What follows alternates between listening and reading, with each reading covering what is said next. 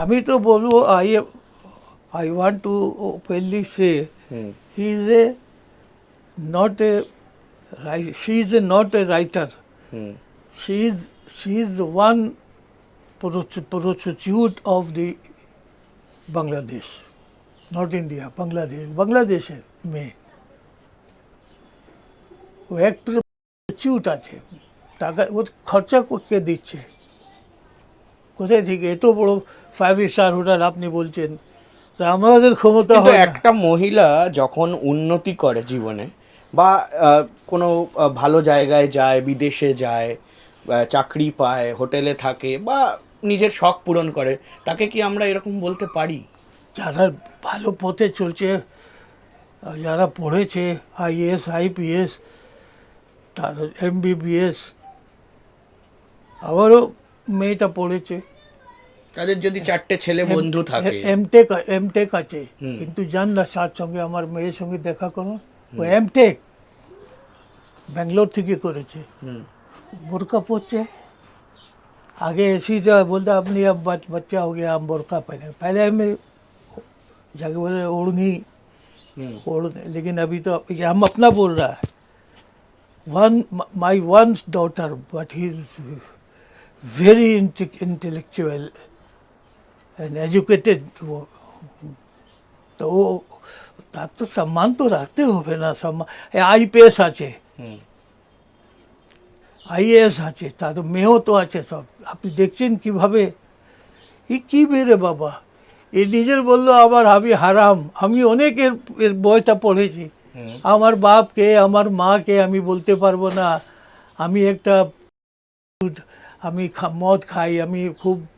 আরে বাবা, তুমি একটা মেয়ে, তোমার একটা আছে, মেয়েকে এখানে মানে আমাদের বাংলা হিন্দু ভাই মেয়েকে কি মানে একটা ভগবান মতন ওকে ওর সঙ্গে ব্যবহার করে।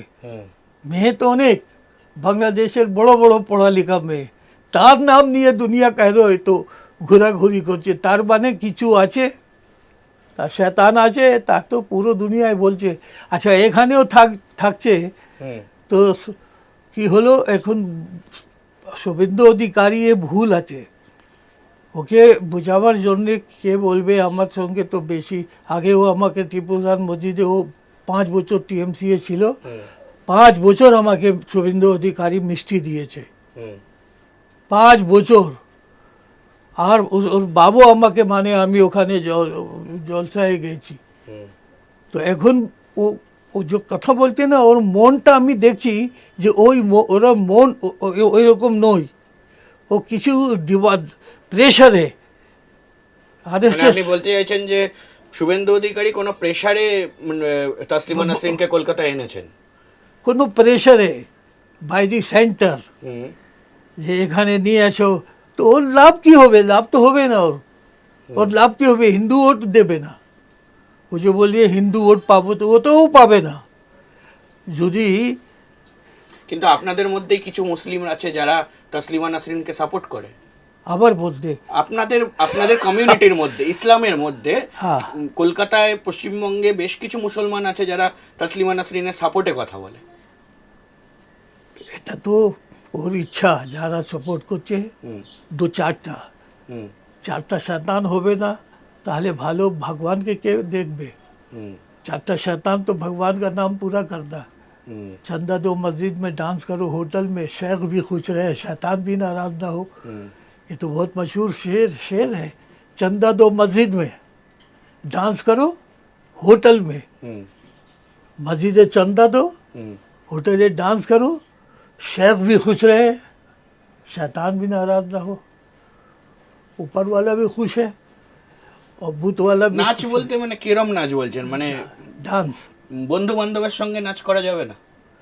ওটা তো ওদের ইচ্ছা, ওটা কোনো কথা নেই। আপনি যদি নাচতে পারেন নাচুন, আমাদের কোনো insult of the prophet Mohammad সাল্লাল্লাহু আলাইহি ওয়াসাল্লাম ইজ আনএক্সেপ্টেবল। তারা শয়তানকে খুশি করছে, এই কথাটা যে বললেন। शेख भी खुश है बोलेছে, মানে शेख যে আছে তো খুশ हो गए। হ্যাঁ, और डांस करो होटल में, शैतान खुश हो गया।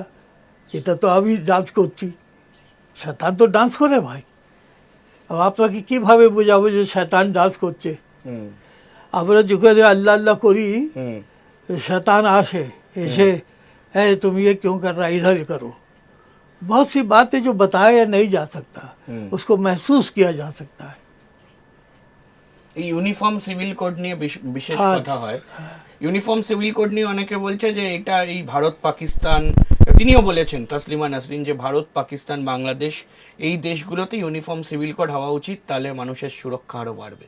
আরে বাবা ও তো ইউনিফর্ম সিভিল কোডই আছে, তো ইসলামী আইন দেখুন, আর ইন্ডিয়ায় যে আইন আছে সেটা দেখুন, সেটা ব্রিটিশ গভর্নমেন্ট বলে দিল তুমি নিজের কানুনের পালন করো, আমরা নিজের করব।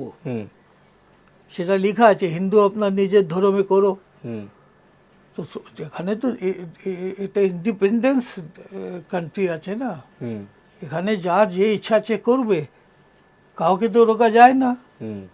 আমরা যে ধরে তো কাউকে রুকি না, না আমাদের কোনো সোসাইটি আছে যে রুকবে, রোকা যাবে না। Country India is a secular country, जिसकी जो मर्जी वो करता है। আচ্ছা, আপনাদের কথা কি তাহলে এটা বলতে চাইছেন যে যখন প্রতিবাদ হলো 20 বছর আগে আজ থেকে, সেই সময় সিপিএম এর সরকার ছিল, লেফট ফ্রন্ট সরকার ছিল, তাহলে কি বলছেন যে লেফট ফ্রন্ট এবং তৃণমূল আপনাদের কথা শুনেছে, এরা শোনেনি? এখন আমি বলবো না যে এরা শোনে না, আমি কোনো শুভেন্দু অধিকারীর সঙ্গে কথা করলাম না, গভর্নমেন্ট সঙ্গে আমার এখন কোনো মানে আলাপ নয়। আমি এখন একটু বিশ্রাম করছি, যাকে বলা যায় রেস্ট। কেন অনেক কাজ করেছি তো, ডক্টর অ্যাডভাইস দিয়েছে আপনি একটু শান্তি মতন থাকুন, ভালো মতন। আর আপনার বয়স হয়েছে 74 ইয়ার্স, আর 74 ইয়ার্স মানে বয়স হয়ে গেছে, এখন আর চলবে যত চলো, কিন্তু বয়স হয়ে গেছে। তো যে ডক্টর বললো आप रेस्ट लीजिए, to take rest only, this is your treatment, not any medicine. You are fine, your body is fine, you are strong, your heart is अल्लाह अल्लाह करता है दिल आपका, और आप बहुत नेक आदमी हैं। इसलिए আপনি যদি বেশি এইসব চিন্তায় পড়বেন তাহলে আপনাকে অসুবিধা হবে, যে বয়সে আপনি আছেন অসুবিধা হবে। আপনি তো আল্লাহ আল্লাহ করে আপনি তো কোনো এন্টারটেন করেন না, কোনো জায়গা যান না, আপনাকে সবাই জানে। সেজন্য to take rest, only your treatment, this thing only your treatment.